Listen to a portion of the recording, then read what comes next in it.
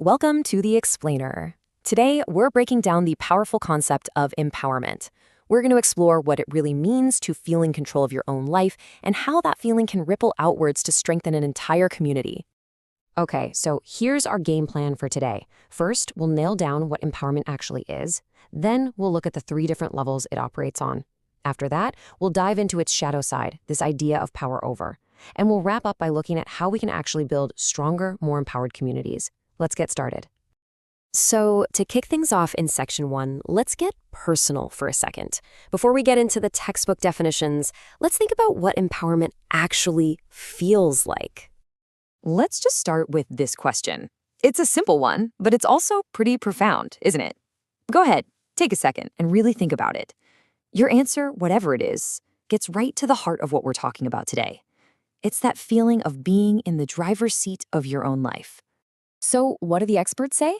Well, back in 1984, a researcher named Julian Rappaport gave us this fantastic definition. The key word here is process. See, empowerment isn't a switch you flip. It's not something you either have or you don't. It's this ongoing journey of gaining mastery over the things that matter to you. If we break that down even more, it really comes down to 2 things: awareness and capacity. First, you've got to be aware of the forces shaping your world. And then you need the capacity, the skills, the confidence, the resources to actually influence those forces.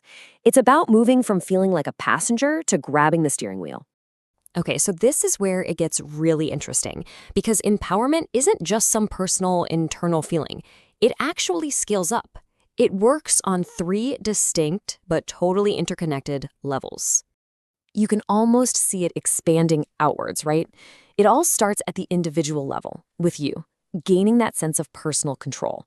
Then, that expands to the organizational level.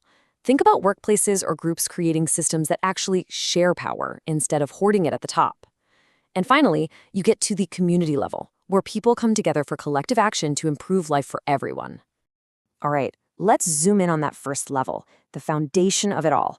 Researchers have a name for it: psychological empowerment. So what exactly is that made of? Zimmerman's breakdown here is just brilliant. He says it has 3 parts. Think of it as what you believe, what you know, and what you do. First is the intrapersonal bit. That's your self-belief, your confidence that you can make a difference. Then there's the interactional part, knowing how the system works, who to talk to, how to make things happen. And finally, the behavioral component, the actual actions you take to make your voice heard. Okay, so every story has its shadow, right? To really get what empowerment is, we have to understand its opposite, the force that actively works against it. We have to talk about disempowerment. And this chart just lays it out so clearly. On one side, you have power with. That's empowerment. It's collaborative. It's rooted in solidarity. It builds things up. But on the other side, you have power over. And that's all about coercion, domination, and control. Usually at someone else's expense. Now, here's the thing about power over. It's not always obvious. It's not just some big villain. It's a system, and it has these hidden layers that reinforce inequality. Let's look at the 3 dimensions of how it works. First up, you've got the power you can actually see. This is the one we all recognize. It's the boss making a decision that affects everyone without asking for input. It's the visible, overt authority to make decisions and decide who gets what. It's power out in the open. Okay. The second dimension is a bit trickier. This is the power that's hidden in the rules of the game. It's about who gets to set the agenda in the first place. Who even gets a seat at the table? This kind of power uses policies and procedures to quietly keep certain people and their issues out of the conversation entirely. And this is the deepest and, you could argue, the most powerful dimension of all, because it's almost invisible. This is cultural power over. It's about shaping what we all think of as normal or common sense. It makes the existing power structure seem natural, inevitable, so that most people never even think to question it. The writer Bell Hooks gave us this incredibly powerful phrase to describe how this 3rd dimension of power can work.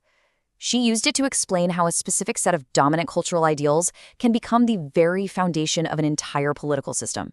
It's a really sharp analysis of how culture itself can be a form of power.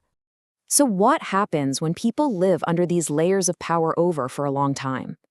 Well, the end result is a deep, corrosive sense of powerlessness. It can lead to what psychologists call learned helplessness, a state where people just stop trying to fight back because they've come to believe that nothing they do will ever make a difference. Okay, so after all that, you might be feeling a little down. But here's the good news, it does not have to be this way. So for our last section, let's talk about the path forward.